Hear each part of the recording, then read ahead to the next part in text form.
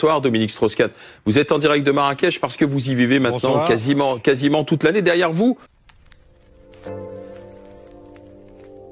voilà, on aperçoit des vivres, de l'eau minérale. On voit du monde autour de vous avec les tabliers Mekil. C'est le nom de votre association. Vous êtes en train d'acheminer des aides, des secours, c'est ça? C'est ça. Mekil est une association qui existe depuis 2015 et où on essaye d'aider à la relation principalement entre les mères et les enfants, à la protection de la mère et des enfants dans les zones rurales.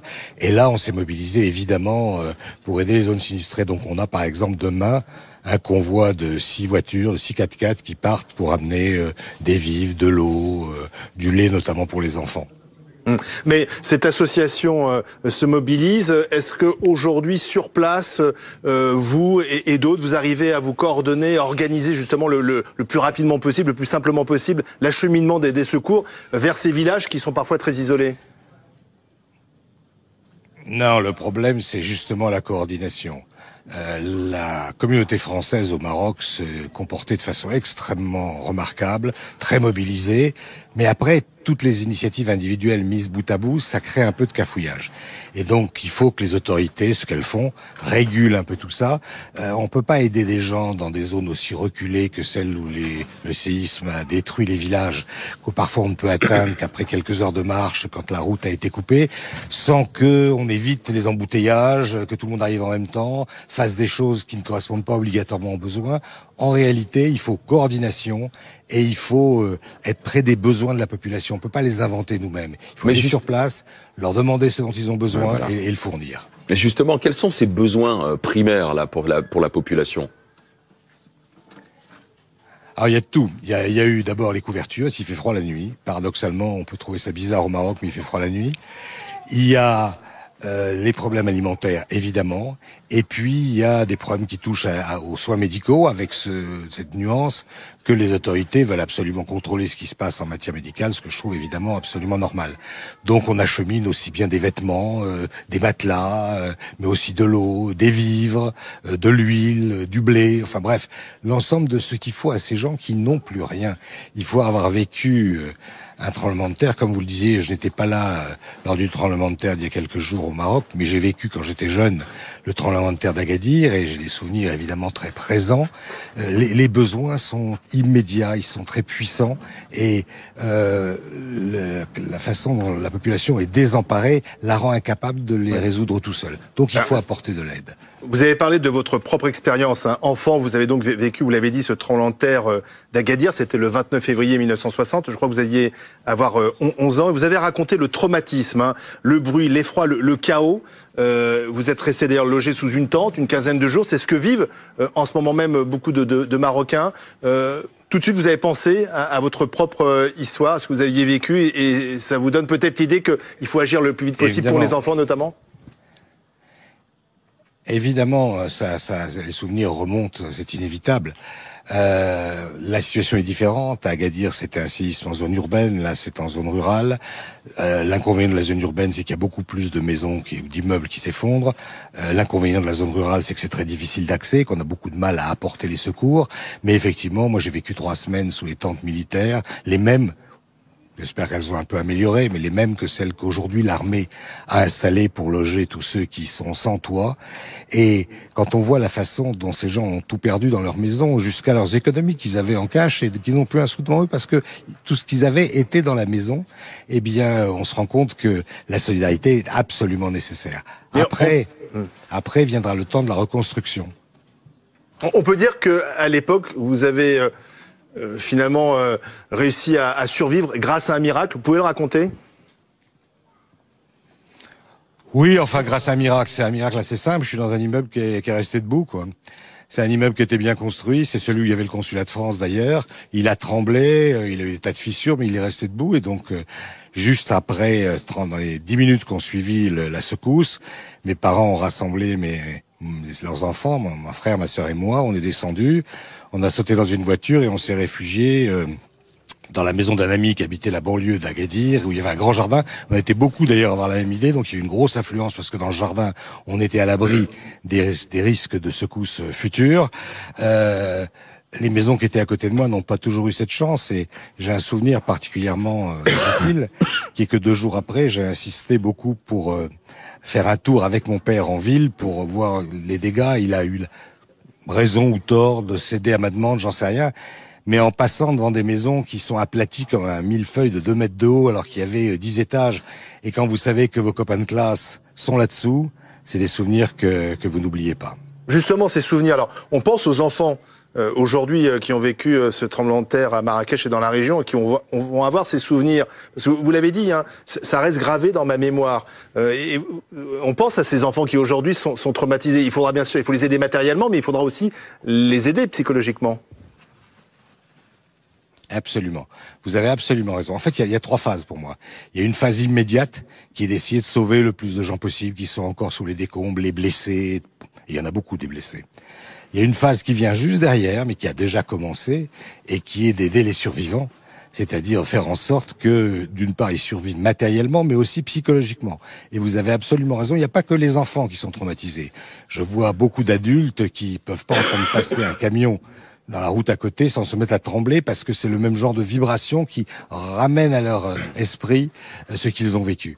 Puis après, il y aura la 3e phase qui est beaucoup plus longue de la reconstruction, mais ça, on aura l'occasion d'en reparler parce qu'il faut des années pour arriver à construire. Pour le moment, il faut continuer à sauver ce qu'on peut sauver, il y en a encore, surtout des blessés bien sûr, et puis il faut aider à survivre ceux qui sont dans les montagnes démunis de tout. Mais justement, vous avez parlé de la coordination des secours, c'est le plus compliqué, hein, que tout le monde achemine au bon moment les bons premiers secours. Mais est-ce qu'aujourd'hui, au-delà des initiatives individuelles, vous pensez qu'il y a un problème entre le Maroc et la France pour l'acheminement de ces secours, justement, Dominique Strauss-Kahn? La question était inévitable. Oui, il y a un problème entre le Maroc et la France. Il date pas d'aujourd'hui. Les relations sont exécrables. Et je n'ai pas beaucoup l'intention de commenter cela. Il reste que dans l'aide qui est apportée, la France est présente. Je vous ai parlé de la communauté française tout à l'heure. Il y a tout un ensemble d'ONG françaises qui sont sur le terrain. Je crois que l'information est passée sur vos antennes de réservistes du secours de la sécurité civile à Lyon qui ont débarqué à une trentaine avec des chiens, du matériel, etc. Et donc, la société civile française, les médecins français, les Français du Maroc sont présents. Maintenant, la relation d'État à État est en effet difficile.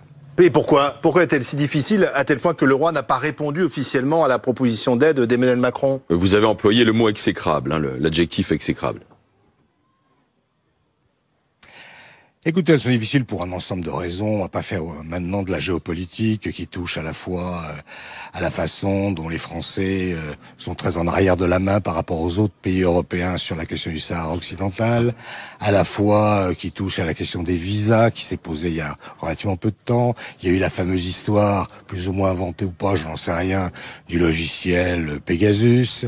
Il y a eu comme ça tout un ensemble de situations qui ont durci les relations entre la France et le Maroc, et notamment aussi le voyage, l'importance donnée par le président Macron à sa relation avec l'Algérie, dont je suis pas certain qu'elle ne soit pas terminée par un fiasco, mais qui a en tout cas beaucoup touché les Marocains. Bref, peu importe les raisons, je suis pas là pour en juger. Ce qui est sûr, c'est que les relations ne sont pas très bonnes. Du coup, en effet, beaucoup de propositions publiques ont été faites au roi, lequel a, contrairement à ce que je lis de ci ou de là, n'a rien refusé. Il a simplement choisi parmi ces propositions celle qui lui convenait le mieux.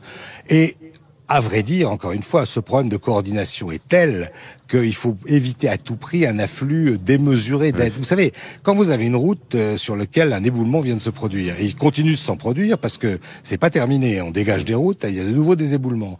Il faut 2 bulldozers pour dégager la route. C'est pas parce que vous en mettez 6 que vous allez aller 3 fois plus vite. Vous allez aller moins vite parce qu'ils vont se gêner. Donc, le matériel nécessaire existe au Maroc. Les Marocains sont totalement mobilisés. La solidarité entre Marocains est formidable. Et aujourd'hui, je crois que tout ce qui peut être fait est fait. Alors, l'aide internationale est évidemment utile, mais on peut pas focaliser là-dessus. Alors, le Maroc est un pays, notamment Marrakech, qui vit beaucoup du tourisme, et notamment du tourisme français. Jamel Debbouze était avec nous cette semaine, en direct de Marrakech, et lui, il estimait que si les touristes ne venaient plus là, à Marrakech, ça serait en quelque sorte une double peine pour le pays.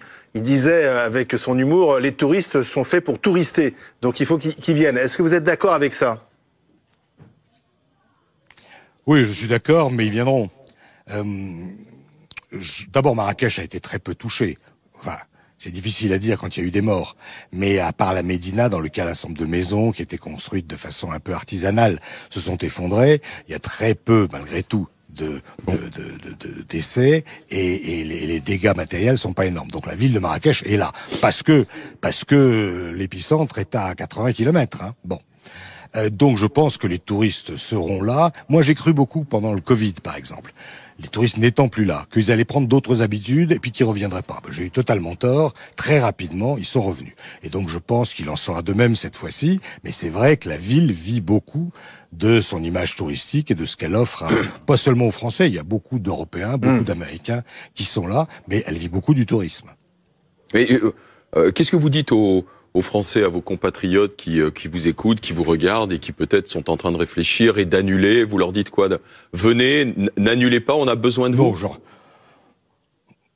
Je leur dis qu'ils ont tort, que d'ailleurs ça sera, je pense, une notoriété publique dans quelques semaines, tout le monde s'apercevra que les risques sont derrière nous et que, là encore une fois, malheureusement, le séisme touche des populations très déshéritées dans les montagnes, mais heureusement, en contrepartie, aucun centre vital, touristique ou économique n'a été véritablement atteint, et donc je pense que la vie économique et touristique continuera comme par le passé. Donc je dis à mes compatriotes français qui aiment le Maroc, continuez à venir au Maroc, il n'y a aucun doute là-dessus, peut-être pas demain matin, c'est pas le moment d'encombrer, mais à partir de dans 15 jours, il n'y a aucune raison de ne pas venir. Ce qu'il faut, c'est que par ailleurs, s'ils ont l'intention de faire quelque chose pour aider un peuple ami et dont la culture est si proche de la nôtre aujourd'hui, c'est de passer par les différentes structures qui existent, mon association, plein d'autres, pour fournir les moyens d'aider. Tout à l'heure, vous évoquiez les risques psychologiques que subissent les gamins. Oui, pour traiter ça, il nous faut des psychologues, il faut des gens dont c'est le métier. Et ça, pour le coup, il va falloir, il y a un peu de délai, c'est pas demain matin obligatoirement, mais c'est quand même bientôt. Il va falloir les faire venir, notamment de France ou d'autres pays européens, mais plus de France, parce que la majorité des Marocains parlent quand même plus français qu'une autre langue européenne. Dominique Strauss-Kahn, vous avez dirigé le Fonds monétaire international. Est-ce qu'aujourd'hui, les grandes institutions doivent s'unir et lancer un appel à débloquer des fonds, un appel à l'Union pour la reconstruction, ou pour aider le Maroc? Écoutez, c'est pas leur fonction.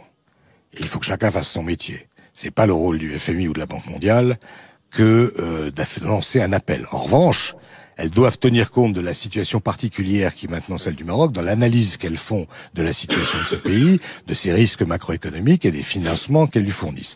Mais ce que vous dites touche à un point beaucoup plus précis, qui est qu'il se trouve qu'une fois tous les 3 ans, l'Assemblée générale du Fonds monétaire et de la Banque mondiale se tient à l'étranger. 2 années sur 3 à Washington, 1 année sur 3 à l'étranger. Cette année, c'est à Marrakech. Et c'est à Marrakech début octobre. Et donc la question est pendante de savoir si ces meetings annuels, comme on dit, vont se tenir ou pas. Et moi, j'invite le FMI et la Banque mondiale à ne pas renoncer, sauf si les autorités marocaines ont décidé autrement, mais à ne pas renoncer a priori à tenir ces meetings qui, à mon avis, pourront avoir lieu tout à fait normalement. Si maintenant les autorités marocaines considèrent que soit c'est malvenu, soit il y a des risques ou toute autre raison, alors évidemment, il faudra se plier à leur décision. Christophe Barbier. Monsieur le Président, vous connaissez bien l'économie marocaine. Est-ce que le pays a la puissance nécessaire pour reconstruire les infrastructures et les habitations? Mais je pense surtout à des habitations qui seraient construites à un niveau antisismique, aux normes antisismiques. Bonjour Monsieur Barbier. Le développement économique du Maroc est très rapide en ce moment. Évidemment, il a été entravé par le Covid comme tout le monde, mais il est très rapide. Et donc, les ressources nécessaires pour reconstruire, oui, je pense que le Maroc les a, ce qui n'empêchera pas que les investissements étrangers seront évidemment bienvenus. Alors, les normes antisismiques, c'est toute une histoire. Il y a des normes antisismiques très modernes qui font, notamment au Japon par exemple, sans doute aussi dans beaucoup d'autres pays développés, que les immeubles sont construits de telle manière que lorsqu'il y a une secousse, ils bougent un peu et tout se passe bien. Ça, c'est très sophistiqué. Mais ne serait-ce que de la construction en dur, ça peut... plus classique, ça peut suffire à résister quand on n'est pas juste sur l'épicentre. Et c'est ce qui s'est passé à Marrakech, dans la partie occidentale moderne de la ville, où il y a très peu de Néanmoins, l'expérience semble montrer, je parlais tout à l'heure d'Agadir en 1960, El Hoceima il y a quelques années, Marrakech aujourd'hui, que les failles sismiques sur lesquelles se trouve le Maroc sont actives.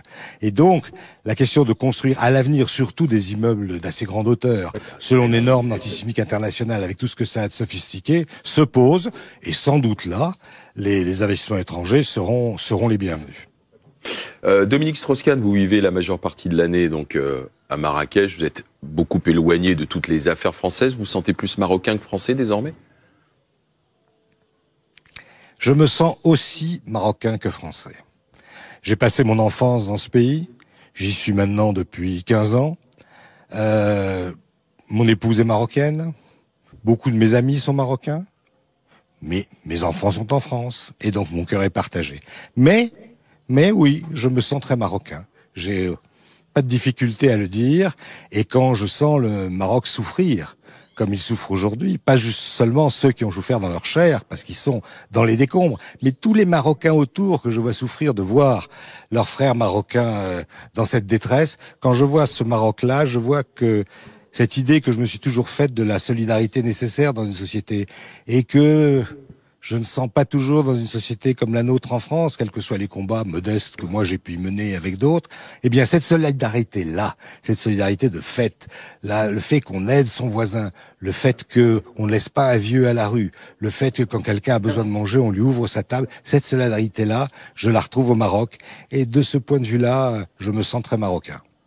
Amandine Atalaya. Dominique Strauss-Kahn, vous avez l'impression que cette solidarité, vous qui avez vécu dans les deux pays, elle est moins présente en France aujourd'hui qu'au Maroc, d'une part, et quel regard portez-vous, enfin quel regard, je veux dire, portent les Marocains aujourd'hui sur la France ? On le disait tout à l'heure, mais malgré vos tentatives, vous n'allez pas m'entraîner très loin sur ce sujet. Il y a une certaine animosité réciproque entre la France et le Maroc. C'est très dommage, pour ma part, je le regrette infiniment, pour les raisons que j'évoquais tout à l'heure, c'est que je me sens vraiment des deux côtés. Et je pense que le pont qui a existé pendant très longtemps entre la France et le Maroc a enrichi les deux pays et est nécessaire aujourd'hui aux deux pays. Elle est nécessaire au Maroc parce que la France est dans une certaine mesure une mère nourricière qui a longtemps exercé, et elle est nécessaire à la France parce que le Maroc exerce aujourd'hui une influence telle sur l'ensemble de l'Afrique francophone, en sens économique j'entends, que c'est évidemment pour la France se couper un bras que de ne pas utiliser ses liens avec le Maroc pour développer l'Afrique francophone. Aujourd'hui, on n'en est pas trop là, vous avez raison, mais si vous voulez le fond de ma pensée, le problème n'est pas entre le Maroc et la France. Le problème vient de certaines difficultés qu'il y a pu y avoir et qui, pour ma part, sont largement françaises. Et donc, ce problème passera avec le temps. Une certaine arrogance de la diplomatie française ? Oui, arrogance, peut-être... Je ne sais pas. En tout cas, je dirais moi plutôt méconnaissance. Moi, j'ai connu des diplomates français qui connaissaient parfaitement le Maroc. Et je crois que ces dernières années sont les premières depuis l'indépendance du Maroc où il n'y a pas un vrai spécialiste du Maroc à l'Élysée. Eh bien, ça se sent. Vous pourriez servir d'intermédiaire, Dominique Strauss-Kahn, là, peut-être. Pour la réconciliation ? Écoutez, je ne cherche aucun rôle et je suis à disposition de tout le monde. Aujourd'hui, je suis surtout à la disposition de ceux qui sont en train de mourir dans les montagnes. La réconciliation, ça sera pour un autre jour.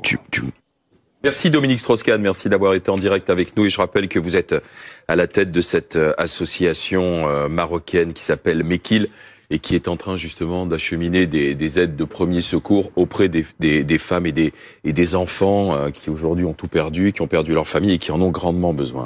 تابعونا على مواقع التواصل الاجتماعي وما تنسوش تفعيل الجرس والضغط على زر أبوني باش يوصلكم كل جديد.